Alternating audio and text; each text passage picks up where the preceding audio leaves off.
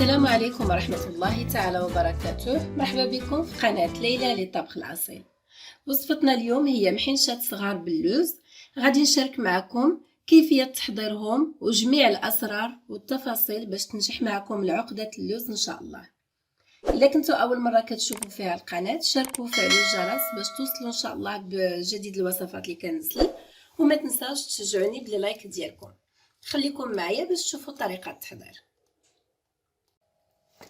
اول حاجه ان شاء الله غادي نحضروها هي العقده اللوز اللي غادي نحتاجو ليها. عندي هنايا كميه ديال نص كيلو ديال اللوز اللي خديته وغسلته مزيان بالماء بارد ودرتو في الماء اللي كنكون غليته من قبل. كنخليه واحد 5 دقائق حتى كترطب ليه ديك القشره ديالو. كنفسخو وتنخليه حتى كينشف مزيان. هانتوما كما كتشوفوا ضروري في العقده اللوز باش تخرج لنا مزيانه اللوز ديالنا يكون ناشف مزيان ما يكونش باقي فيه الماء. هانتوما غايبان لكم راه ناشف مزيان. عندي هنايا ما الزهر. بالنسبه لنص كيلو ديال اللوز غنحتاج 200 غرام ديال السكر كلاصي يكون سبيسيال يعني نوعيه جيده. عندي هنايا واحد 25 غرام ديال الزبده ما يعادل تقريبا معلقه كبيره، معلقه صغيره ديال القرفه، شويه ديال المسكه حره تقريبا واحد 4 الحبات، وعندي هنايا معلقه صغيره ديال الناباج. ممكن نديرو غليكوز، ممكن نستعملوا ايضا كونفيتور، ممكن نستعملوا صفار ديال البيضه. هنا غناخذ اللوز غنديرو في الطحانه وغادي نضيف عليه السكر كلاصي وغادي نطحنو مزيان تيولي عندي مليين مزيان وتنقشي شويه الزيت ديالو، يعني نطحنوه حتى يولي ليا بحال شكنيت ديال العقده. غنطحنو فقط هو السكر كلاصي.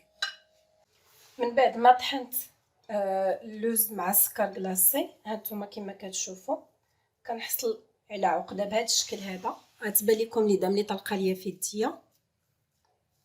هانتوما دابا غادي نبدا ان شاء الله نخدمها وغنضيف ليها شويه ديال الزهر. اولا غادي نضيف ليها الزبده ومعلقه صغيره ديال الناباج. كما قلت لكم ممكن ديروا بلاصتو الغليكوز، ممكن ديروا الكونفيتور ديال المشماشه ولا ديال الليمون، كيف ما يمكن لكم ديروا صفار ديال البيضه. انا كنفضل هنايا لاباج تيعطيها واحد اللمعه وكيعطيها التعليكه كتكون فيها مزيانه بزاف. وكنبدا كنخدمها بهذا الشكل هذا حتى كندخل فيها مزيان الزبده والناباج وكتنسجم ليا كلها.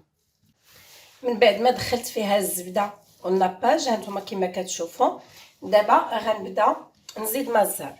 هانتوما غير باش نوريكم قبل ما نزيدو ماء الزهر في الاول فاش تنديروا منها هكا بودان صغير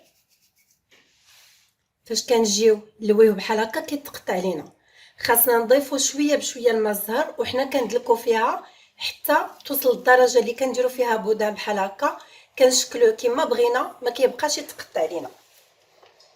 بقاو نزيدوا الماء الزهر غير شويه بشويه ما نضيفوش بزاف وحنايا كندخلوه فيها. وضروري ما تدلك مزيان. سر نجاح العقده اللوز هو الدليك، يعني جهد ما دلكناها وضفنا ليها الماء الزهر وحنايا كل ساعه كنديروا بودان وكنشوفوه واش كيتقطع ولا مازال. ما حدو مازال كيتقطع وحنا كندلكو وكنضيفوه في الماء الزهر. هانتوما انا هنا نزلتها فوق سطح العمل باش نقدر نتحكم في الدليك ديالها. كنبدا كندلكها بهذا الشكل هذا بحال كندلك الخبز. وهنا راه شويه بشويه غيولي يبان لكم بان القوام ديال العقده ديالنا بدا كيتغير. غادي نزيد شويه تاع ماء الزهر. القياس ماء الزهر ما نقدرش نعطيه لكم بالضبط شحال حيتاش كيبقى على حسب اللوز واش مزيت بزاف حيتاش ما تكونش نفس الدرجه نتاع اللي دام فيه. هذا علاش غادي تبقاو هكا تخدموا فيها تضيفوا كميه قليله وتبداو تدلكوا حتى تبان لكم راه داك اللوز تشرب هذاك الماء الزهر. كنستمر هكا حتى كنحصل على عجينه اللي هي تكون ملسه بزاف. وكما قلت لكم التقنيه هو كنشكلو حربل صغير وكنبداو نشكلو به هكا تلويوه. مني ما كيبداش يتقطع علينا كنعرفوا صافي راه العقده ديالنا راها واجده. انا غادي نشوف معكم هنايا.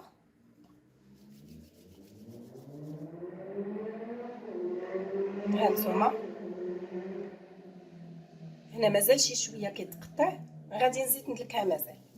دابا من بعد ما وجدت ليا العجينه ديالي غادي نضيف القرفه والمسكه وغادي ندخلها فيها، ندلكها شي شويه حتى تدخل ليا فيها.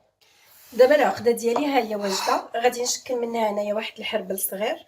ما حدي انا كنبرم فيه هكا، راه غتلاحظوا بانه ما كيتقطعش. هانتوما غادي نصاوب منه هنايا رقم 8، غادي نلويه هكا. هانتوما كما كتشوفوا العجينه كتبقى مزيانه، كتبقى ملسه. الكرات اللي كنصاوب منه هنا غادي ناخذ كرات اللي تقريبا الحجم ديالهم 14 غرام هكا. كنحصلوا على كرات اللي هما في نفس القياس، وكنحصلوا على محنشات صغيورين. هانتوما انا غتبان لكم الكره العجينه راها ملسه وكتلمع. غادي نستمر هكا حتى نصاوب الكميه اللي عندي كلها ونتلاقى. دابا هانتوما انا وجدت الكميه اللي عندي كلها، درتها كرات قياس واحد، قياس نتاع 14 غرام كما قلت لكم. عندي هنايا الورقه، انا كنخدم هنايا بالكبيره، الا كانت متوفره لكم المتوسطه غيكون احسن. وهنايا باش نلصق الورقه ديالي ما كنخدمش بالبيض، كندير هنايا الدقيق وكنجمعو بما الزهر. الدقيق وما الزهر كيعطي نتيجه هائله، كيلصق وفي نفس الوقت كيحافظ لنا على داك المذاق ديال عقدات اللوز اللي كتكون هكا بما الزهر. يعني ما كنغيبوش على داك على المذاق نتاع ما الزهر. هنا غادي نبدا نطلق اولا نخلط الدقيق ديالي بالما الزهر. خصني نحصل على واحد الخليط اللي يكون سائل شويه باش ما يعجنش ليا عاوتاني الحنشه ديالي، ما تجيش واحد الطبقه اللي هي باينه بزاف ديال الدقيق. غنزيد مازال شويه ما الزهر. هانتوما دابا من بعد ما ضفت ليها الماء الزهر تيكون هذا هو القياس اللي خاصني نحصل عليه. العجينه بهذا الشكل هذا. وهنايا ذوبت شويه تاع الزبده اللي غادي ندهن بها الورقه، ممكن تدهنوها ايضا بالزيت. غادي ناخذ الورقه ديالي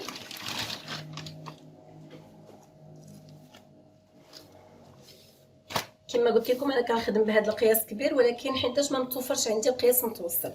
نتوما الا كانت عندكم متوسطه راه غيكون احسن. هنا غادي نبدا نقسمها على 4 بهذا الشكل هذا.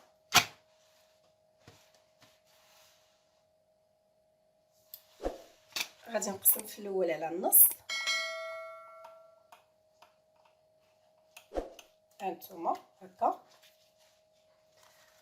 ومن بعد كل نصف كنقسمو على نص اخر، وبهكا كنحصلوا على 4 ديال المثلثات.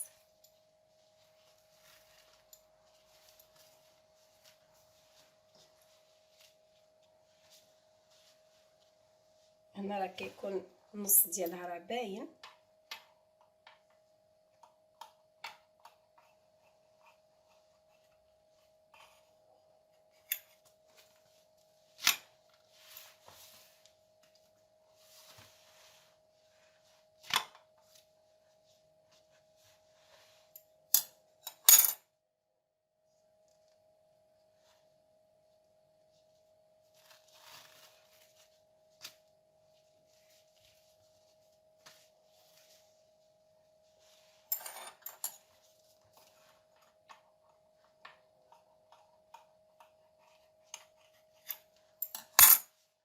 دابا كنحصل هنايا على 4. غادي ناخذ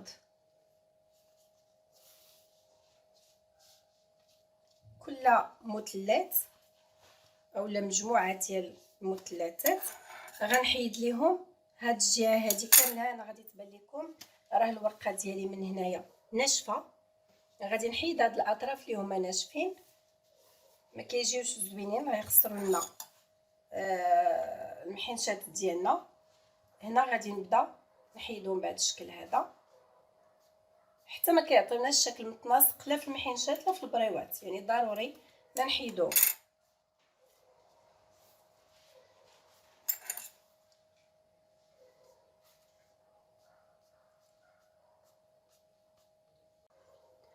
الورقه ديالي ما تنخليهاش على سطح العمل، ضروري الا ما كنتش خدامه بها غادي نوضعها في بلاستيكه باش ما تنشفش ليا وتخسر. دابا غادي نبدا نشكل حرابل وغنوضعهم جانبا، عاد من بعد غادي نبدا نشكل في المحنشات ديالي. يكونوا حريبلات ليهم رقاقين، يكونوش غلاضين. هانتوما يكونوا بهذا الشكل هذا، يكونوا رقم الاسبوع ديالنا. غنستمر بهذه الطريقه هذه حتى نصاوب واحد الكميه معقوله باش هكا ما نتعطلش فيها بزاف. يعني نشكلوا واحد الكميه اللي غادي نطلقوا فيها يدينا بالزربه، ومن بعد نعاوتاني نرجعوا لكميه اخرى ان شاء الله. دابا ان شاء الله غادي نبدا نشكل المحنشات ديالي. اول حاجه غادي نديرها غندهن الورقه بشويه الزبده، كما قلت لكم راه يمكن لكم تدهنوها ايضا بالزيت. غنقلبها الجهه الملسه هي اللي كنوضعوها على سطح العمل، والجهه الحرشه هي اللي كنحطوها الفوق باش تنعمروا عليها. غادي ندهنها. غادي ناخذ حربل واحد غادي نحطو، ضروري ما الحربل ما يكونش واصل لينا لهاد القناه، هاد القناه هادو يكونوا خاويين. غادي نلوي بهذا الشكل هذا وغادي نجبد هكا وغنبدا نلويها، وفي نفس الوقت غادي خصني نبقى نزير. انا غاديه كنلوي وكنزير في نفس الوقت وكنصاوبها على الورقه بهذا الشكل هذا هكا.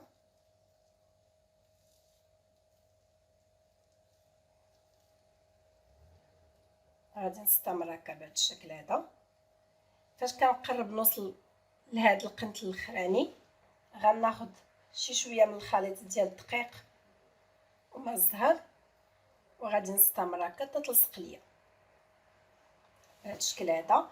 غادي نضغط عليها هكا واحد شويه.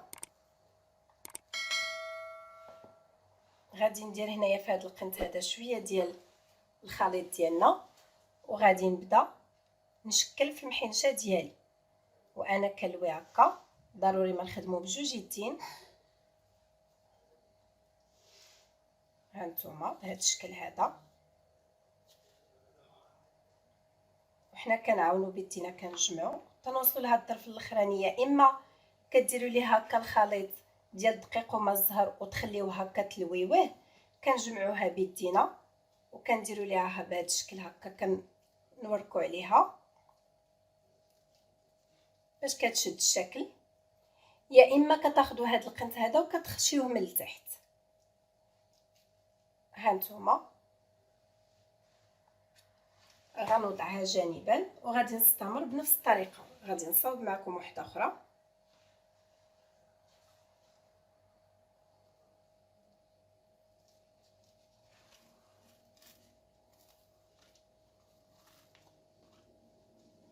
كندهن الجهه الملسه باش كنقلبها عليها.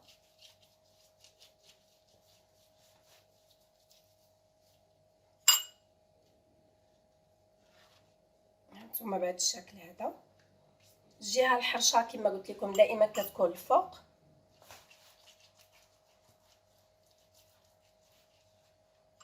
كناخذ حربل كنوضعو فوق الورقه ديالي،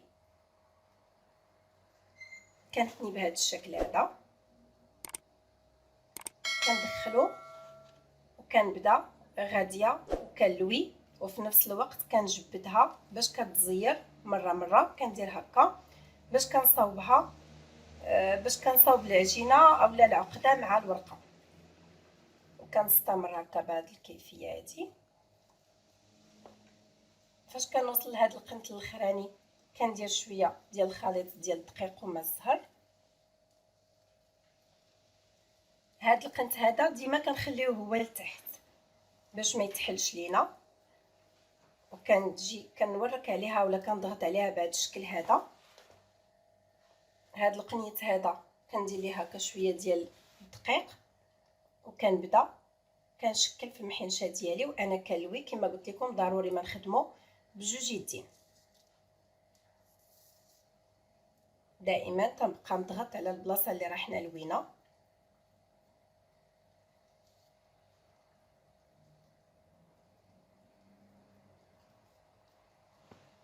فاش كنوصل للاخر كندير الخليط ديالي هكا،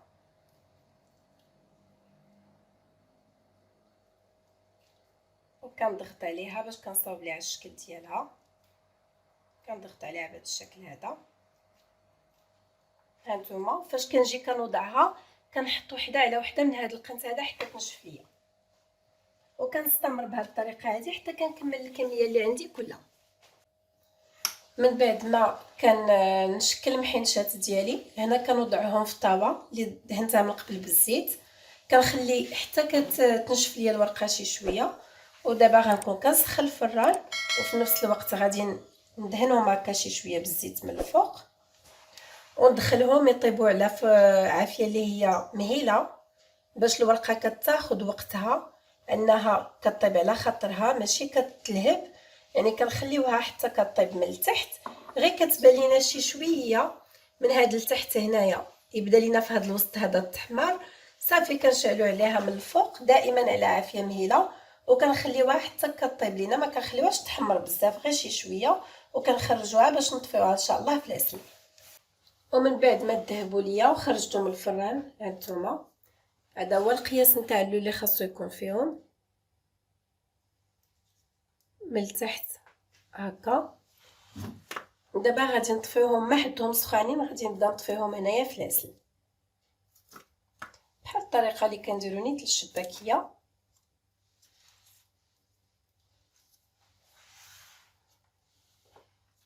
كنطفيهم بهذا الشكل هذا، كنخليهم شي شويه حتى كيشربوا العسل، وكنحيدهم باش يتسقطروا شي شويه. وهذا هو الشكل النهائي ديال المحنشات ديالي. من بعد ما عسلتهم زينتهم باللوز افيلي، ممكن تزينوهم ايضا باللوز كونكاسي، اولا تخليوهم غير هكاك تيجيو مزيانين، تيجيو رائعين في الشكل وفي المذاق والتاليكه ايضا. هانتوما الورقه حيتاش طيبتها على المهل كتجي مقرمشه، هانتوما كما كتسمعوها، والعقده كتجي معلكه، كتجي زوينه بزاف. ان شاء الله تجربوهم وينالوا الاعجاب ديالكم. كنشكركم على حسن المتابعه. الا كانت هذه اول مره كتزوروا فيها القناه، شاركوا وفعلوا الجرس باش توصلوا ان شاء الله بالجديد. خليوا لي الراي ديالكم في التعاليق، شجعوني بلي لايك ديالكم، وبارطاجيو الفيديو مع الناس اللي كتعرفوا. نتلاقاو ان شاء الله في فيديو جاي، وصفه جديده دائما على قناه ليلى للطبخ الاصيل. الى اللقاء.